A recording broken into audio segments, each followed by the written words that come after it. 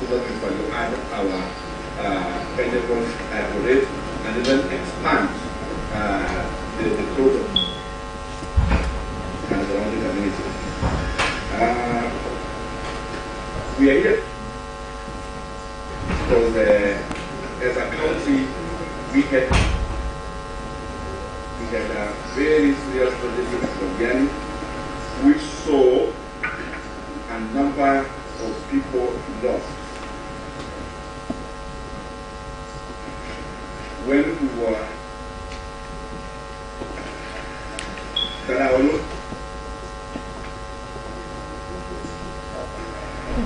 on 52, and then went around the clock, reached out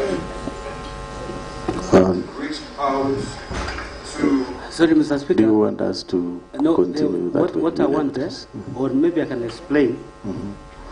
On what's there, the governor is making his commitment that the county government of Kericho was going to foot all the medical bills for the victims and the tent and anything that was going to be used throughout the whole exercise. Mr. Speaker, unfortunately, from the report, the county government of Kericho, led by the governor, was able to pay Supertrix 2.945 million shillings. Mr. Speaker, the county government of Kericho again budgeted for Londiani Sub-County Hospital and our Kericho Referral Hospital, and without blinking an eye, they also budgeted for the Nakuru PGH Hospital and Molo Sub-County Hospital. Mr. Speaker, why would you budget for what you had claimed the county government of Kericho was going to pay? Why would you use the same fund to meet the expenses which you had authoritatively stated in that clip that the county government of Kericho was going to foot? Mr. Speaker, in the whole exercise, the governor was trying to account for the misuse of the fund that was meant to be paid to the victims of the accident. We will, of course, get a clearer video of that, that evidence we are adducing, because it is important. This is where we will not let the governor go, because when we went to Senate last time, Mr. Speaker, our case was not heard because of what most of our members know. So we are going to produce this as an evidence. The governor had the overall responsibility to ensure the fund was used prudently and to benefit the victims. Later on, Mr. Speaker, the governor, I want to believe in his own replying affidavit, is going to prove how he was able to retrieve or to get back the money that he eventually used to pay to the victims. However, Mr. Speaker, to date, there are victims of that accident who claim they have never been paid to date. Mr. Speaker, it is wrong, it is immoral, even to steal from the people who lost their loved ones. Number B. Order, Honorable Wayne. Now that you take your seat, now that you have played a clip that is not clear and audible and not flowing, ensure that you perhaps you hand over to the office of the clerk a clear one, an audible one, and so that we, and the one that is flowing, so that we can also share with the governor. All right. Proceed. I stand guided, Mr. Speaker. Number B, abuse of office. And Roman number 1, illegal appointments, unlawful dismissal and transfers, and usurpation of the constitutional and statutory functions of the county public service.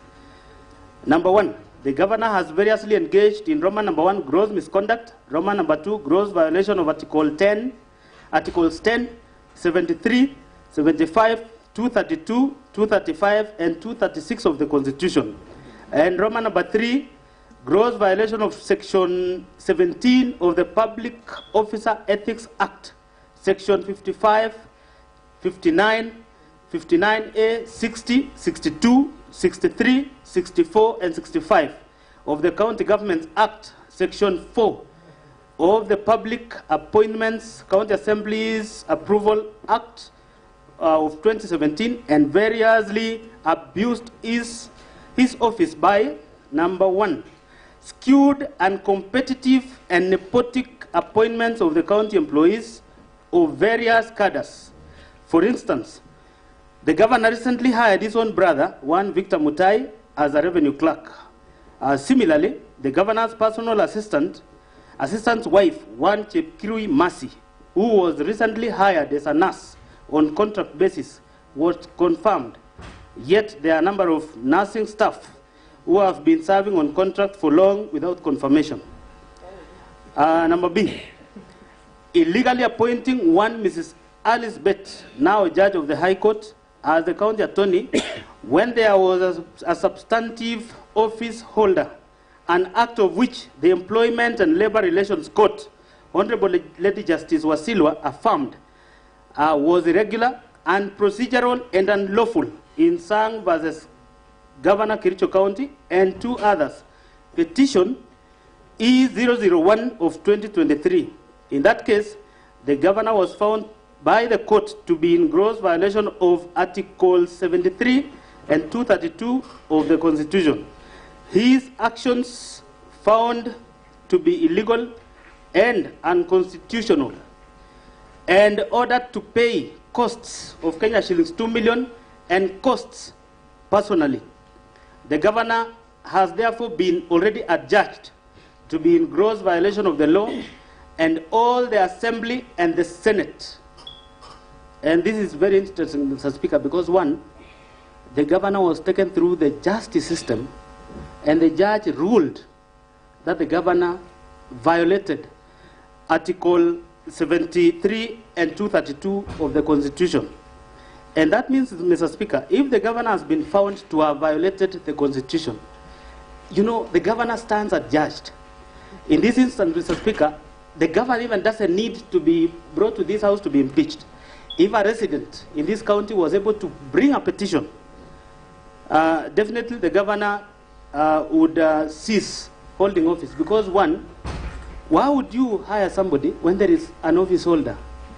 And the petitioner successfully petitioned through the courts, and the governor was ruled to have violated the law. Him even being ordered to pay Kenya shillings 2 million personally was enough proof by the courts that the governor was found to have abused office. Number C, causing the advertisement of the positions of doctors, nurses, early childhood education ECD teachers, just to endear himself politically when he knew the county government did not have capacity to hire. The applicants were subsequently not shortlisted, or the alleged vacancies fill up. And this is what came up, I think, around 2023. We have the advert, Mr. Speaker, where so many positions were advertised, and they were never filled. It is only recently when the health workers were successfully recruited, but then the other cadres in education and all the other positions have never been filled up. Revenue clerks, the other day, Mr. Speaker, we appropriated as a house, and of course in consultation with the executive, and we were able to hire 30 revenue clerks. Mr. Speaker, the other positions that were advertised were never filled to date. The replacement of ECD teachers has never been done, despite the fact that the governor, through his authority in writing to the County Public Service Board for advertisement, they did that. People applied, they were never shortlisted or interviewed. Of course, Mr. Speaker, that is wrong. Number D, illegally deploying health staff via notice dated 22nd July 2024 without any justification, authority, and involvement of County Public Service Board, thus creating crisis in the health sector. And this was very interesting, Mr. Speaker, because 1, the governor instructed the then county secretary for a number of transfers